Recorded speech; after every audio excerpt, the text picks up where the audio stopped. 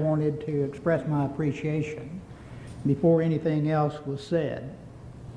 I also extend my sympathy to Dr. Hovind on the death of his father, which many of you perhaps knew even before he mentioned it.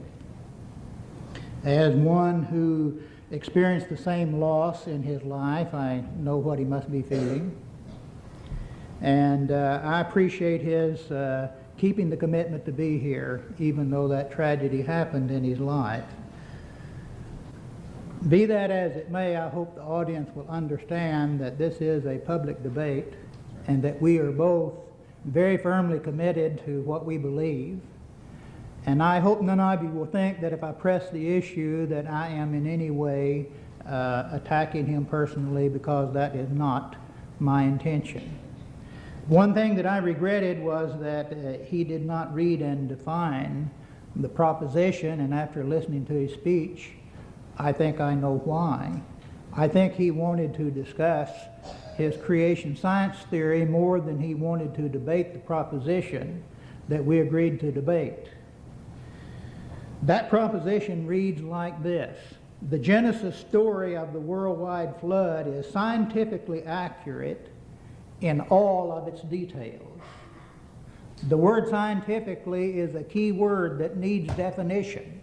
Obviously, this word comes from the noun science, and science is an investigation, examination of scientific phenomena.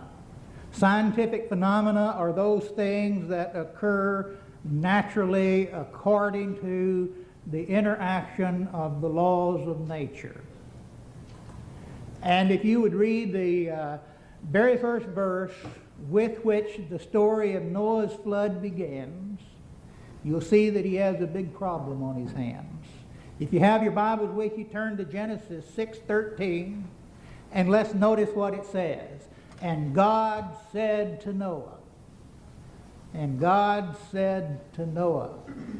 When you have God speaking to men, and when you have men speaking to gods, you have left the realm of the natural and you have entered the realm of the unnatural or the supernatural. So we see that the story of Noah's flood begins with a fact that cannot be considered scientific because it has nothing at all to do with the laws of nature. And he also referred to the place in the Genesis story where it says that God sent a wind to dry the surface of the earth. If God sent a wind, then this was not a natural phenomenon, and therefore it cannot be a scientific detail. I want you to understand that his commitment is to prove that all of the details in the Genesis story of the flood were scientifically accurate. And I saw a little effort on his part to say the Genesis story of the flood says this, and here's why it can be considered scientific. And the Genesis story of the flood has to say this, and it can be considered scientific because of this, and this, and this. That was what I expected him to try to do. I'm going to show you in just a minute how that it's absolutely impossible for this event to have occurred as it is recorded in the Bible, and that we can absolutely know that it was impossible for this event to have occurred as the Bible records it. But first I want to make some comments on the remarks that he made. He said the reason why people reject the Bible is that they want to live a loose life. Well, I sort of consider that to be insulting, and I'm not even going to bother to comment on that. But it's not the first time that people have said that to me. And I'm perfectly willing to compare my morality to his or anyone else who claims to be a Christian any time that people want to do that. He read from Genesis 1, and he told us that there was a canopy of water above the earth back then. What was his evidence? What was his scientific proof that such a canopy of water existed at that time? I didn't hear him present any such proof that such a thing as that existed.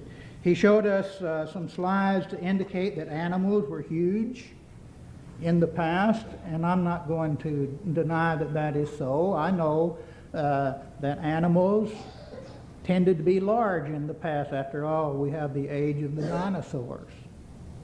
But that is a far cry from proving that people live to be 900 years old, as the book of Genesis tells us that they did. But be that as it may, none of this has anything at all to do with the Genesis flood as it is recorded in the Bible, and that is the thing that he is supposed to be proving. I was very happy to see him refer to petrified trees that have been found standing in place. And I was a little bit surprised that he referred to Yellowstone Park as an example of a place where you can go to find these. I just wish that he had tried to go more into detail on what is found at a place called Specimen Ridge in Yellowstone Park. At Specimen Ridge, there are 27 petrified forests standing on top of each other with a layer of volcanic ash in between. And these are not trees that floated in the water during the Great Flood for a period of time and then sank to the bottom standing upright. Because geologists have discovered that many of these trees are in place with their root system petrified in the layer of rocks that they are sitting in. And 27 forests with a layer of ash, one on top of the other, are to be found in this place.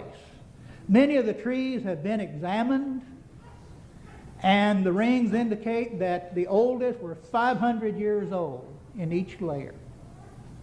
We'll multiply 27 by 500 and you get more time than his creationist theory will allow. And also it's a known fact that it takes about 200 years for a volcanic deposit to decay so that it's suitable for plants to take root in.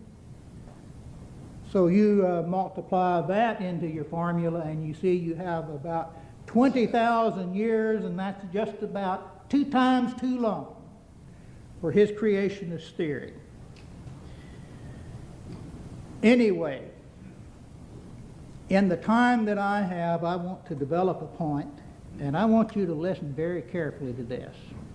He showed you a model of the ark, and I'm going to prove to you that it is impossible that any such boat as that was ever made. God said to Noah, that is unscientific, but what did God say to Noah? Well, he told him to build an ark, and he told him to make it, and I'm going to translate everything into feet. He told him to make it 450 feet long, 75 feet wide, and 45 feet tall. Could a man living back at that time have built such a boat as this? To put this in its proper perspective, I'm going to ask you to imagine this in a modern setting. Let's say that you're a member of a family of 8, because there were 8 members in Noah's family. And let's just assume that God appeared to you one day and he said, I'm going to destroy the world by a flood, and I want you to build a boat out of gopher wood, whatever kind of wood that was, and I want you to make it 450 feet long, 75 feet wide, and